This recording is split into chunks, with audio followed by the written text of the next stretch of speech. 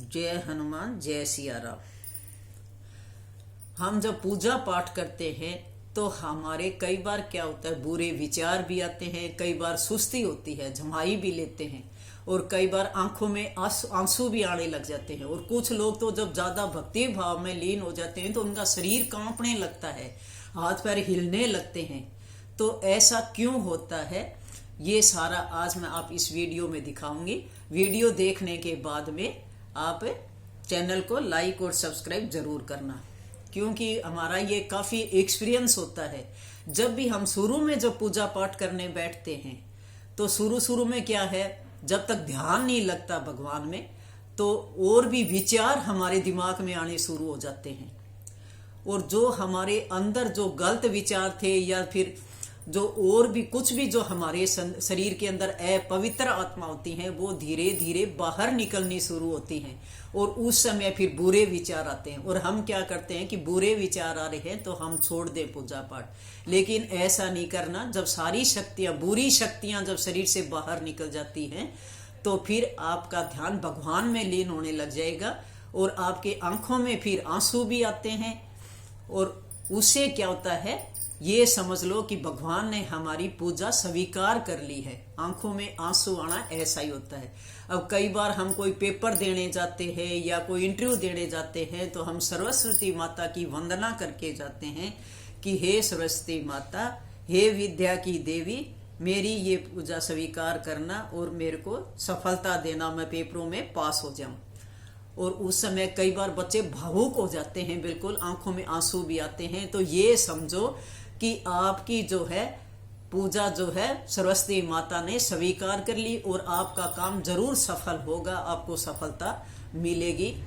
तो आप जब धीरे धीरे जब पूजा पाठ में लीन हो जाते हो तो उबासियां आनी भी बंद हो जाती हैं और जितने गलत विचार आते हैं वो भी बंद हो जाते हैं धीरे धीरे, क्योंकि खुशी का माहौल बढ़ने लगता है। हमारा ध्यान जो है भगवान में लगने लग जाता है और फिर न उबासी आती है, न सुस्ती रहती है, न नींद आती है और हमारा मन खुश रहता है, क्योंकि जितनी भी देवीय शक्तियां, ऊर्जाएं जितनी भी हैं वो हमारे शरीर में प्रवेश करती हैं और फिर हम भगवान में लीन हो जाते हैं।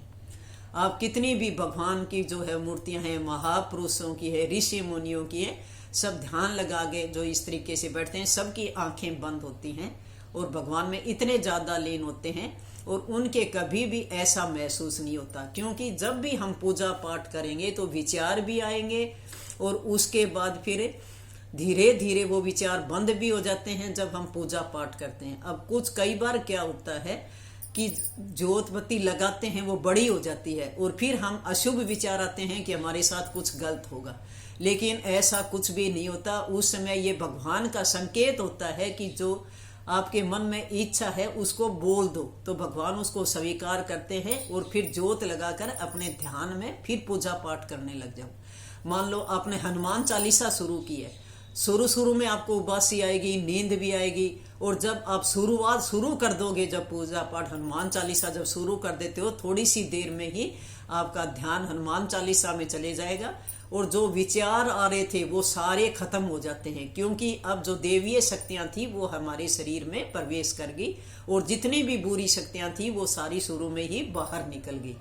इसलिए ये गलत विचार आते हैं तो उनको आने दो, आएंगे, वो हमारे रुकने से नहीं रुकते, धीरे धीरे अपने आप खत्म हो जाते हैं जो भी बुरे विचार हैं। और ऐसे ही भगवान में लीन हो जाओगे तो सब कुछ खत्म हो जाता है। कई बार क्या होता है, जब सत्संग वगैरह होता है या कीर्तन वगैरह होता है तो कोई ऐसा ही बहुत ज्यादा जो है जिस देवता को, इष्ट देवता को मानता है या कोई हनुमान जी का भगत है, तो वो जब बिल्कुल भगती में लीन हो जाता है तो क्या होता है, उसका शरीर पूरा कांपने लग जाता है, थर थर। आपने देखे होंगे ऐसे केस भी। और हम क्या करते हैं, उस समय डर जाते हैं।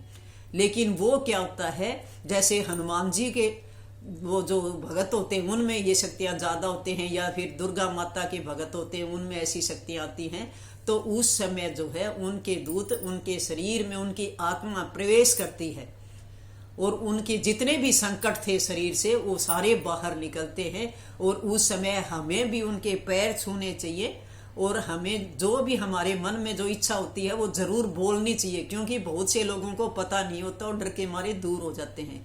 लेकिन उसके अंदर वो देवीय शक्तियां आती हैं, प्रवेश करती हैं, उस समय ऐसा होता है। तो आपको भी उस समय हाथ जोड़कर अपनी जो भी आपको इच्छा है, जो कुछ मांगना है उस समय मांग ले, आपकी जरूर इच्छा पूरी होगी। और एक बार हाथ जरूर जोड़ लें उस समय, आप देखोगे थोड़ी सी देर बाद जब उसके ऊपर गंगा जल डाल देते हैं या और कुछ करते हैं तो वो बिल्कुल नॉर्मल हो जाता है। तो इसी तरीके से हमारे विचार आते हैं।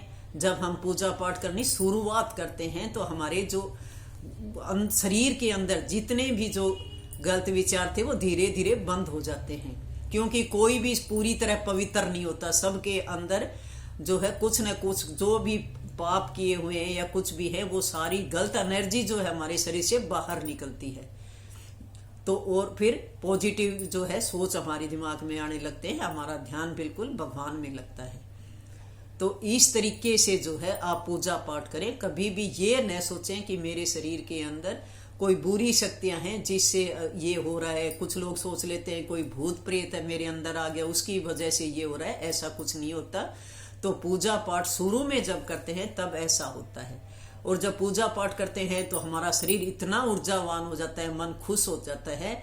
जैसे आपने देखा होगा जब किसी घर में शादी होती है और हम सारी सारी रात जागते रहते हैं और सुबह जब उठते हैं, घंटे 2 घंटे सोने के बाद भी हमारे शरीर में इतनी एनर्जी रहती है और हम खुश रहते हैं और काम करने को मन भी लग जाता है। उसी तरह भक्ति है। भक्ति की जब शुरुआत करते हैं तो ऐसा हमारे साथ होता है, क्योंकि शुरू में हमारा मन नहीं लगता और धीरे जब उसके अंदर मन लग जाता है तो हमारा खुश होने लगता है और भगवान का आशीर्वाद जो है हमारे अंदर प्रवेश करने लगता है और शरीर भी हमारा ऊर्जावान रहता है, ऊर्जा से भरपूर हो जाता है। और मन हमेशा कभी भी गलत विचार भी नहीं आएंगे और गलत काम करने की तरफ भी हमारा ध्यान नहीं भटकेगा।